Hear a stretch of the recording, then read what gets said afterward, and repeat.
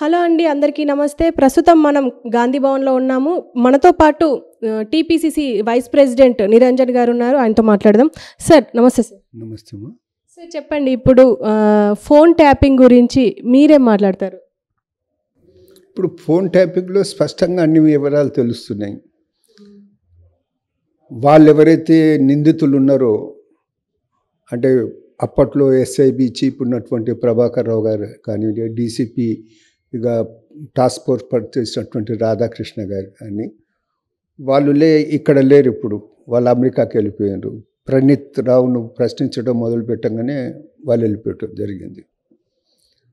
దురదృష్టం ఏంటంటే ఇజ్రాయిల్ నుంచి అనేది ఆ డివైస్ని తెప్పించడం జరిగింది. ఆ డివైస్ని తెప్పించాల్సినటువంటి అవసరం ఉంది. చెప్పటం ఏంటంటే అది నక్సలైట్స్ మీద మూమెంట్స్ మీద సర్వేలెన్స్ గురించి అని తెప్పించారని. ఓలా నక్సలైట్స్ మీద సర్వేలెన్స్ గురించి తెప్పిస్తే అది రేవంత్ రెడ్డి గారి ఇంటికి దగ్గరలో అనేది ఒక భవంతి తీసుకొని అందులో ఇన్స్టాల్ ఎందుకు చేయటం జరిగింది. తెలుస్తుంది ఏంటంటే రేవంత్ రెడ్డి గారి ఇంట్లో వారు మాట్లాడుకునేవన్నీ ట్యాప్ చేసే విధంగా ఆ డివైస్ ద్వారా సాధ్యమైందన్నమాట చెప్పటం జరిగింది.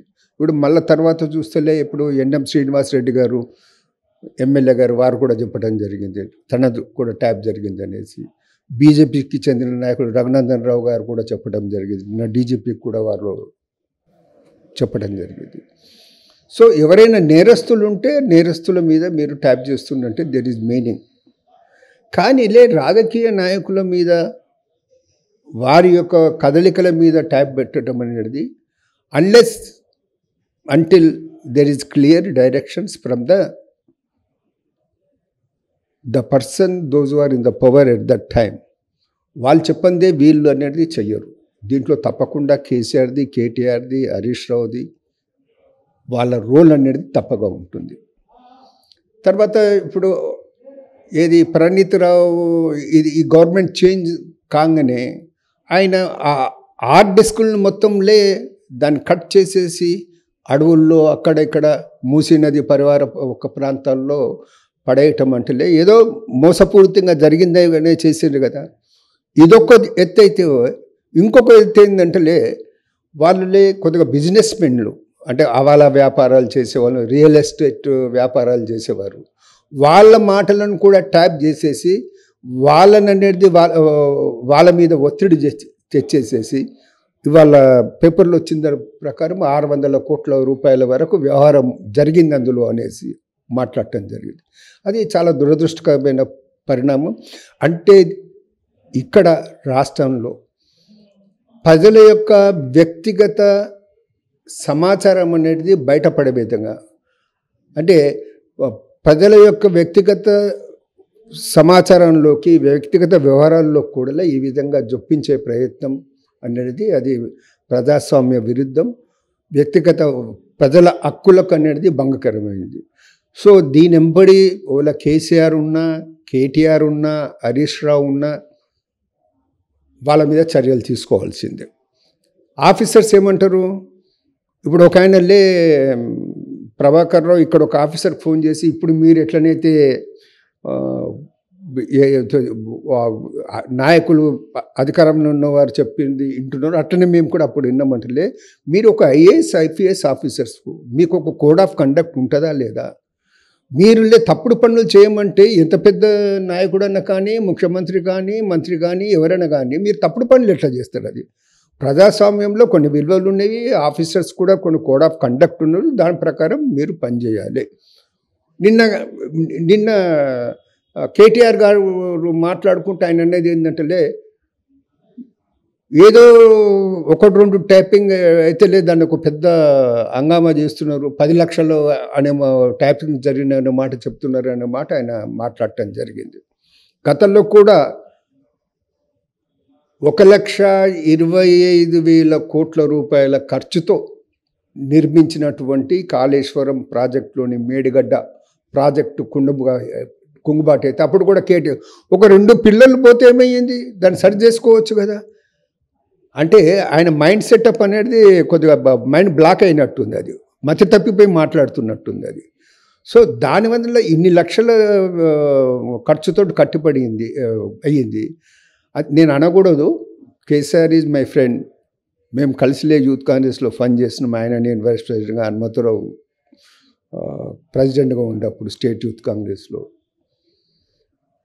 ఇప్పుడు 2 పిల్లలు కుంగిపోతే నువ్వు ఏమైంది అంటున్నావు. దురదృష్టానికి ఆయన వెళ్ళే రిజల్ట్స్ వచ్చినాక 2-3 రోజులలోనే కాలు జారిపడ్డాడు. ఇప్పుడు ఎందుకు కుంటుకుంటూ నడుస్తున్నావు? ఒక కాలుకే దెబ్బ దాని మీద. సో ఆ రకంగా అనేది అంటే నేను ఎగ్జాంపుల్ ఎందుకు వస్తున్నానంటే, వ్యక్తిగతంగా మనకు వచ్చినప్పుడు ఏ పరిస్థితి ఒక కాలు జారి మనం పడితే ఏ విధంగా ఏది ఒక మనిషి అనేది కుంటుకునే పరిస్థితి వస్తుందో, కాళేశ్వరం లాంటి ప్రాజెక్టులో ఒక 2 పిల్లర్లు కూలిపోయినా కానీ ఆ ప్రాజెక్టు నిర్వహణ అనేది ఆ కుంటుకుంటూ నడిచే పరిస్థితికి పోతుంది. సో అందుకు నేను అది చెప్తున్నాను. సో ఈ రకమైనది పరిస్థితులు ఉన్నాయి. రేపులే ఎలక్షన్స్, లోక్సభ ఎన్నిక అయిన తర్వాత ఇంకా ఎన్నెన్ని మోసాలు, ఎన్నెన్ని దగాలు జరిగినవో బయటపడతాయి. చీటికి మాటికి అనేది కేటీఆర్ గారు ఫారెన్ కంట్రీస్కు పోయేసి వస్తూ, మొన్న ఎలక్షన్స్ అయిన తర్వాత కూడా పోయేసి వచ్చిండు. ఈ ఎలక్షన్స్ అయిపోయిన తర్వాత వాళ్ళు చేసిన ఇంకిన్ని మోసాలు బయటపడిన తర్వాత ఎట్లయితే నీరవ్ మోడీ గిట్ట తప్పించుకొనేసి దేశం వదిలిపెట్టిపోయినరో వీళ్ళు కూడా తప్పించుకొని పోయే పరిస్థితి ఉంటుంది. కాబట్టి వీళ్ళ పాస్పోర్ట్స్ అనేది వాటిని రద్దు చేయాలనేసి రాష్ట్ర కేంద్ర ప్రభుత్వాలను కోరుతున్నాం.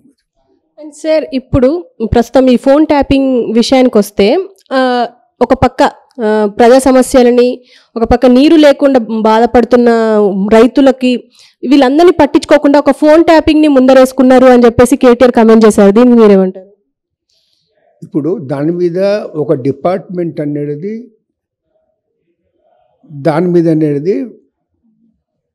ఎంక్వైరీ చేస్తుంది. ఏ డిపార్ట్మెంట్ పని ఆ డిపార్ట్మెంట్ చేస్తుంది. నీటిపారుదల శాఖ ఉంది, మున్సిపల్ డిపార్ట్మెంట్ ఉంది. వాళ్ళ శాఖలో ఇప్పుడు ఏది నీటి కరువు అనుకోండి, లేకుంటే ఇతర ఏ ఇష్యూలు, ప్రజల సంబంధం ఇష్యూలు ఆయా డిపార్ట్మెంట్లు చేస్తున్నాయి. పోలీస్ డిపార్ట్మెంట్ ఇది బయటపడింది కాబట్టి దానికి సంబంధించినట్టు దాన్ని చేస్తుంది. ఇవన్నీ ఇవాళ రేపు ఇన్వెస్టిగేషన్ జర్నలిజం అయిపోయింది. ఎక్కువ జర్నలిస్ట్ అనేది ఎంక్వైరీ చేస్తుంది, కేసులో ఏమవుతుందని వాళ్ళే. ఇప్పుడు మీరు నన్ను అడుగుతున్నారు, నేను చెప్పలే కదా, నన్ను అడుగుమని చెప్పలే కదా, మీరు అడుగుతున్నారు కాబట్టి నేను జవాబు చెప్పాలి కదా. అట్లనే పేపర్లు అనేది ఒక ఇన్సిడెంట్ వచ్చిన తర్వాత ఇన్సిడెంట్ పూర్వపరాలు ఏమిటి, తర్వాతలే ఫర్దర్ ఎంక్వైరీ ఏం జరుగుతుంది, యాజ్ ఆన్ టుడే ఏం జరుగుతుందనే విషయాలు వాళ్ళు అదే జర్నలిస్టులకు పత్రికలకు ఉన్న స్వేచ్ఛ అది దాని ప్రకారం ఇస్తుంది. దీని వెనకలే అటు ప్రభుత్వం బ్యాక్గ్రౌండ్ కానీ మాకు పార్టీ పత్రిక బ్యాక్గ్రౌండ్ కాదు, ఏ డిపార్ట్మెంట్ పని ఆ డిపార్ట్మెంట్ చేస్తుంది. అది ఇప్పుడు ఫోన్ ట్యాపింగ్లో స్పష్టంగా అన్ని వివరాలు తెలుస్తున్నాయి. వాళ్ళు ఎవరైతే నిందితులు ఉన్నారో, అంటే అప్పట్లో ఎస్ఐబి చీఫ్ ఉన్నటువంటి ప్రభాకర్ రావు గారు కానీ, డీసీపీగా టాస్క్ ఫోర్స్ పనిచేసినటువంటి రాధాకృష్ణ గారు కానీ, వాళ్ళు ఇక్కడ లేరు. ఇప్పుడు వాళ్ళు అమెరికాకి వెళ్ళిపోయారు. ప్రణీత్ రావును ప్రశ్నించడం మొదలు పెట్టగానే వాళ్ళు వెళ్ళిపోవటం జరిగింది. దురదృష్టం ఏంటంటే ఇజ్రాయిల్ నుంచి అనేది ఆ డివైస్ని తెప్పించడం జరిగింది. ఆ డివైస్ని తెప్పించాల్సినటువంటి అవసరం ఉంది. చెప్పటం ఏంటంటే అది నక్సలైట్స్ మీద, మూమెంట్స్ మీద సర్వేలెన్స్ గురించి అని తెప్పించారని. ఒకవేళ నక్సలైట్స్ మీద సర్వేలెన్స్ గురించి తెప్పిస్తే అది రేవంత్ రెడ్డి గారి ఇంటికి దగ్గరలో అనేది ఒక భవంతి తీసుకొని అందులో ఇన్స్టాల్ ఎందుకు చేయటం జరిగింది. తెలుస్తుంది ఏంటంటే రేవంత్ రెడ్డి గారి ఇంట్లో వారు మాట్లాడుకునేవన్నీ ట్యాప్ చేసే విధంగా ఆ డివైస్ ద్వారా సాధ్యమైందన్నమాట చెప్పటం జరిగింది. ఇప్పుడు మళ్ళీ తర్వాత చూస్తేలే ఇప్పుడు ఎన్ఎం శ్రీనివాసరెడ్డి గారు ఎమ్మెల్యే గారు వారు కూడా చెప్పడం జరిగింది, తనది కూడా ట్యాప్ జరిగింది అనేసి. బీజేపీకి చెందిన నాయకుడు రఘునందన్ రావు గారు కూడా చెప్పడం జరిగింది. నా డీజీపీకి కూడా వారు